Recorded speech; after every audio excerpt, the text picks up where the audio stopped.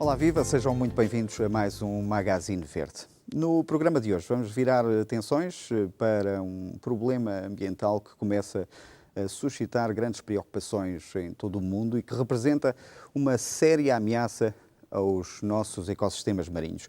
Nos Açores, os efeitos causados pela presença de lixo nas águas que rodeiam as nossas ilhas são já evidentes, merecem uma rápida resposta e concertada.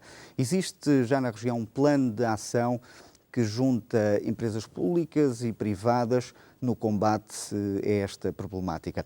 Convidamos para o programa de hoje um especialista, um homem que lidera um grupo de profissionais nas áreas da biologia marinha e pescas, de resto um dos ativistas e maiores defensores do nosso património marinho, Henrique Ramos. Muito obrigado por ter vindo a este nosso Magazine Verde. Temos, de facto, nesta questão do lixo marinho, um sério problema entre mãos. Temos, sem dúvida. Quer dizer, eu hoje em dia até defendo já que o problema não é só o lixo marinho, é o lixo em geral. Que muito dele acaba no mar, mas a maior parte dele começa em terra. E, portanto, o problema é mesmo a questão da gestão do lixo que o ser humano produz. E, naturalmente, como os oceanos são um grande santuário de vida marinha, de vida, aliás, em geral, e nós sempre fomos uns grandes utilizadores do mar e fruto dessa utilização e de sempre acharmos que o mar tinha uma dimensão infinita, sempre o maltratámos. Cerca de 70% do nosso, sempre o maltratámos. Do nosso planeta. Quer dizer, exatamente, e portanto sempre achámos que o mar aguentava e tinha uma capacidade de carga que hoje em dia chegamos à conclusão que afinal de contas não tem, que o ser humano existe em cada vez maior número no planeta e que temos que de facto gerir a forma como utilizamos o nosso planeta se queremos continuar cá por cima. Mas eu penso que o problema da poluição marinha não é de hoje. Porquê é que só agora é que se começa a falar com maior acutilância desta questão? Eu penso que tem a ver muito com os hábitos de consumo. Simplesmente, há pouco, um bocadinho antes do programa, falávamos, por exemplo, das questões que aqui nos Açores, não precisamos ir muito longe, há 40, 50 anos atrás, não havia garrafas. Não havia garrafas de plástico. Não havia, o plástico não existia. A capacidade de dar forma ao plástico é uma coisa relativamente recente na história da humanidade. O produto do plástico em si também é recente, que é um derivado do petróleo. E, portanto, eu penso que isto, focando só nos plásticos, embora exista todo um outro conjunto de materiais que são poluentes também, mas pronto, agora agarrando um pouco no plástico,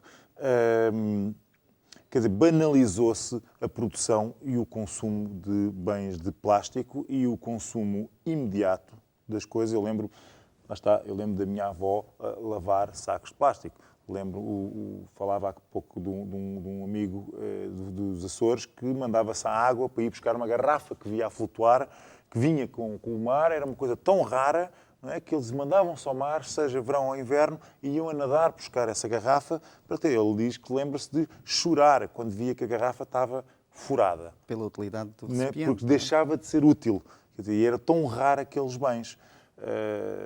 E, portanto, eu penso que uma das razões para a poluição, para a quantidade de lixo que produzimos, tem a ver com os hábitos de consumo que estamos a adquirir e a incentivar na nossa sociedade.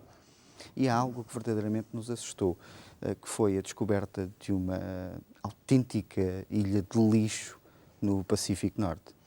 É verdade, é uma ilha da dimensão do estado do Texas, que resulta precisamente da confluência de correntes oceânicas que, no caso do Pacífico, fazem fronteira com uma série de países, naturalmente, muitos deles asiáticos. A Ásia tem-se revelado, ultimamente, é um grande foco da poluição terrestre, que depois acaba também no mar, e, portanto, a confluência de correntes e cria estes vórtices no meio dos oceanos. Todos os oceanos têm a sua ilha de lixo.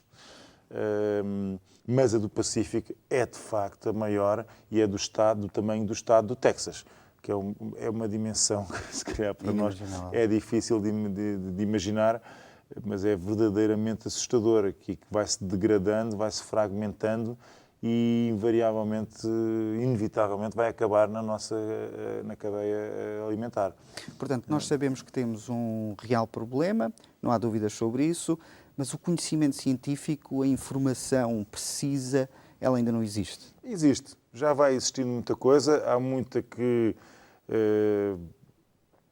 não é tão divulgada, mas já há muitos doutoramentos sobre isso. Já existe um programa da ONU especificamente para a questão do lixo marinho.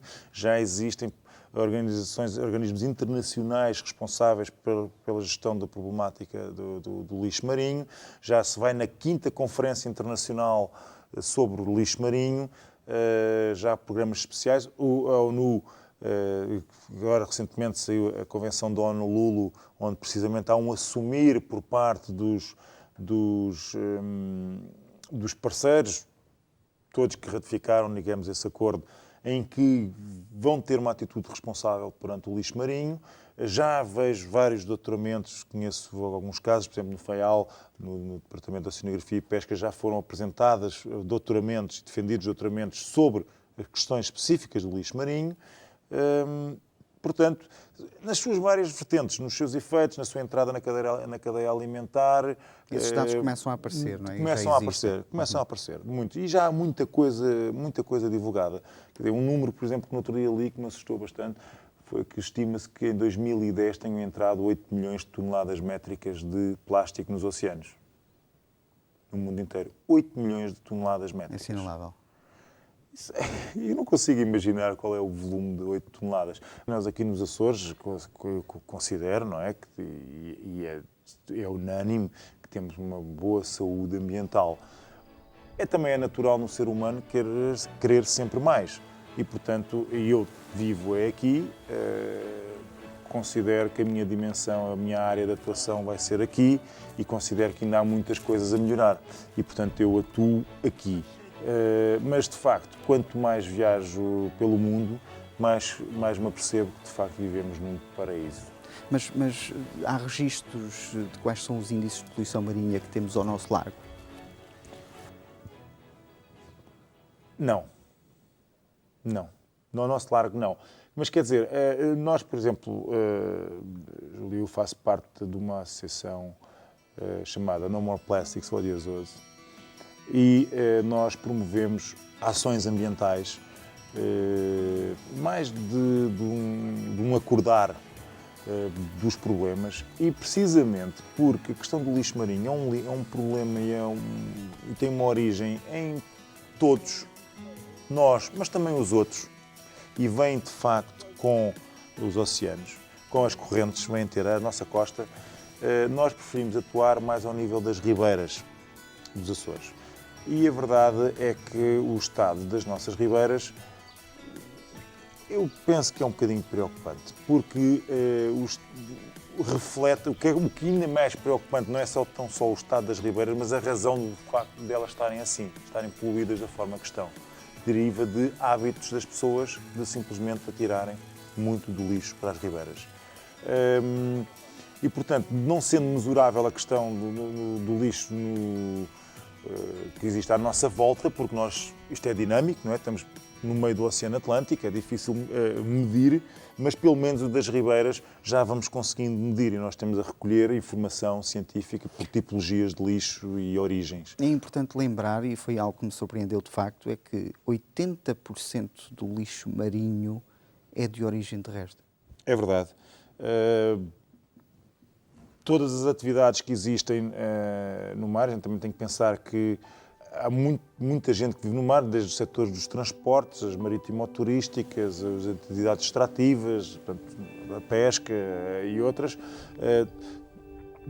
Há muitos maus hábitos implementados nestas atividades.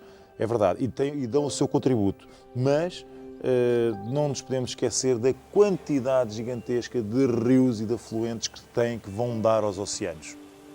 E todos esses rios são o final de um percurso que vem de terra e que as pessoas, muitas, lançam o seu lixo para essas vias, digamos, de comunicação e de afluência até ao mar. E, portanto, é verdade, 80% do lixo marinho, esse dado existe e é assumido hoje em dia em todas as discussões sobre a problemática, é que tem origem terrestre. Portanto, é um lixo que é atirado para o chão em terra e depois vai parar ao mar pelas suas mais diferentes vias. Por isso, lá está. A questão das ribeiras, que nós constatamos, é essa realidade que transparece. Aqui está a razão do facto de dizerem que 80% do lixo marinho é oriundo de terra. Este lixo que nós apanhamos, recolhemos nas ribeiras, não podemos dizer que é dos outros. Temos que dizer que é nosso. E temos que assumir e meter um bocadinho o dedo na ferida. É verdade, este lixo é produzido por nós, não podemos acusar mais ninguém. E é com essa ação que nós também esperamos um bocadinho o acordar dos agentes que trabalham e que poluem e que limpam e que vivem, né, no terreno. E desse lixo marinho, 70% estima-se que seja efetivamente plástico, o que nos traz também outras preocupações, que é o processo de degradação do plástico e o facto de atingir depois dimensões microscópicas que não conseguimos efetivamente. O meu acordar para este problema foi precisamente o chegar a uma praia, numa baía que eu considero idílica, que é a Baía de Porto Pinho, na Ilha do Faial, e eu cheguei no inverno, acho eu, onde não havia pisoteio, nem as areias são limpas. E depois estava vento. E, naturalmente, o vento vai limpando a areia leve de cima e vai deixando a descoberto partículas mais pesadas que não voam, que pelo menos com aquela intensidade de vento não levantam, não se vão acumulando. Então, eu praticamente não via o areal. Tal era a quantidade de manchas de plástico, de partículas de plástico que estavam sobre a praia. E aquilo para mim foi o acordar do problema. Eu olhei para aquilo e fiquei a pensar, isto não pode ser, isto é o fim. Eu vivo num paraíso, vivo nos Açores, vim para aqui para fugir de muito destas coisas, para viver um pouco ainda numa qualidade ambiental muito única, senti-me um privilegiado e de repente tenho um problema também a bater-me à porta. E, não pode ser, eu tenho que fazer alguma coisa. E foi a partir desse momento que decidi agir. Portanto, o microplástico é um problema gigantesco, porque, de facto, o plástico não desaparece, o plástico não é absorvido.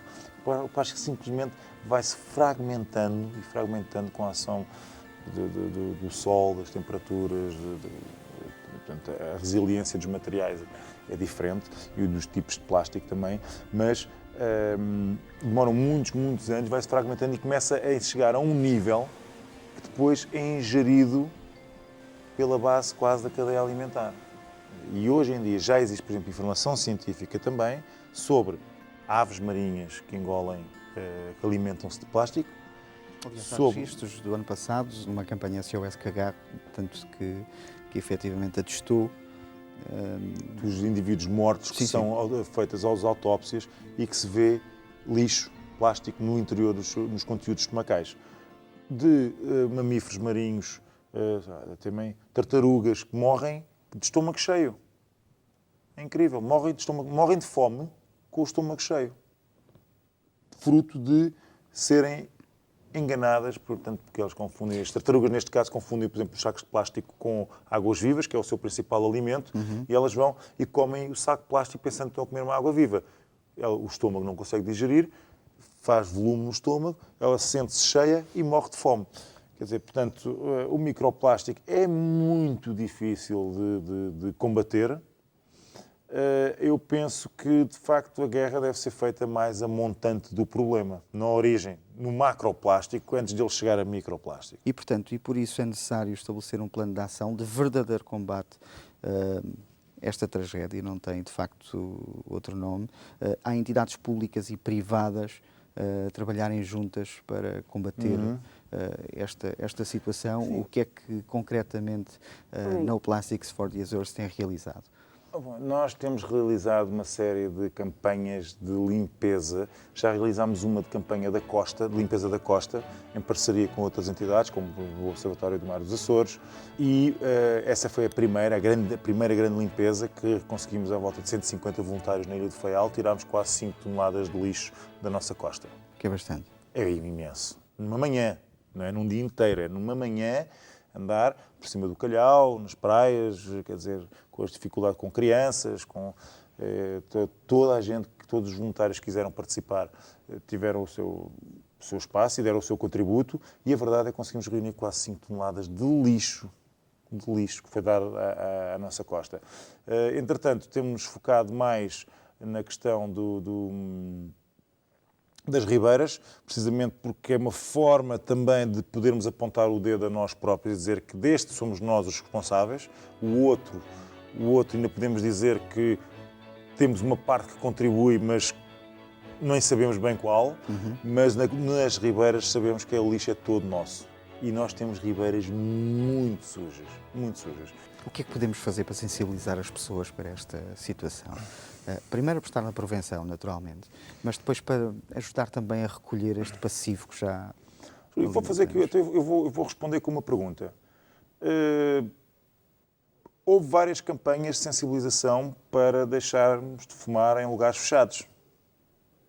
Qual foi aquilo que foi verdadeiramente eficaz para que se deixasse de fumar em locais fechados? Foi proibir. Proibição. Eu, por exemplo, ainda hoje estive reunido com os serviços de ambiente na Ilha do Faial para discutir uma série de questões e eu tenho um filho que está na escola secundária, já do Faial, e referiu-se muito a questão do lixo na escola. Quer dizer, à porta da escola do meu filho, eu tenho, acho que, milhares de beatas de cigarros no chão. No chão. Eu cheguei a ver já professores a tirarem o lixo, beatas para o chão. Eu vejo que tem vários caixotes de lixo à porta da escola e ninguém mete os cigarros no caixote.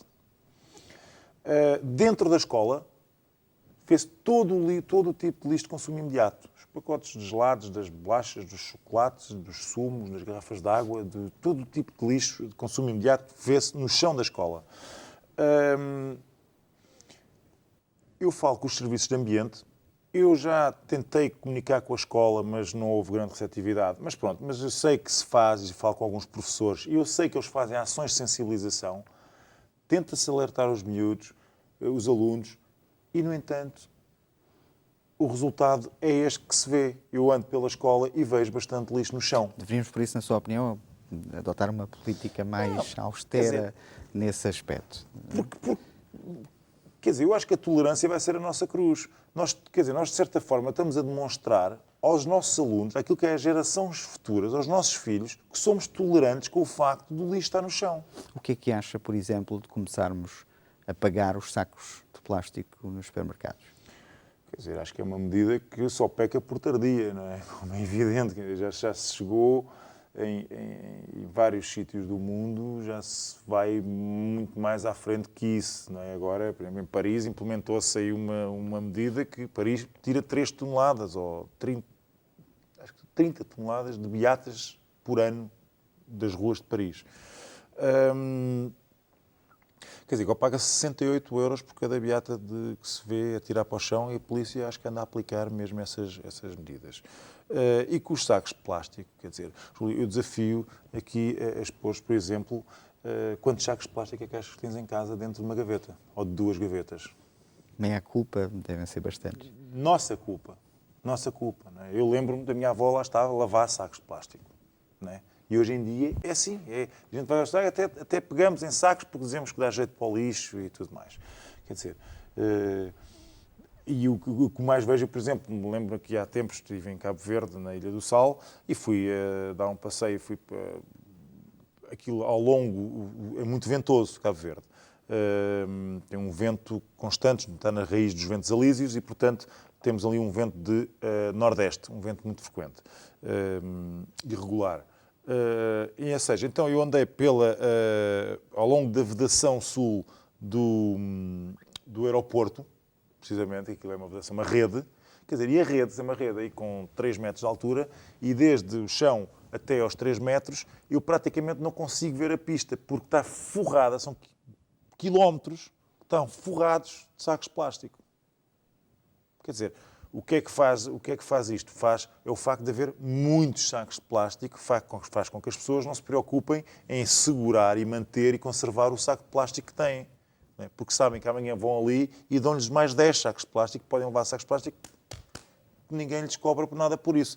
A partir do momento que as pessoas têm que pagar pelo saco de plástico, se calhar vão começar a racionalizar mais o uso desse saco de plástico. Portanto, eu acho que é uma medida que só peca, de facto, por tardia, e acho que os Açores, nesse aspecto, não tiveram muito bem, porque estamos a adiar essa decisão.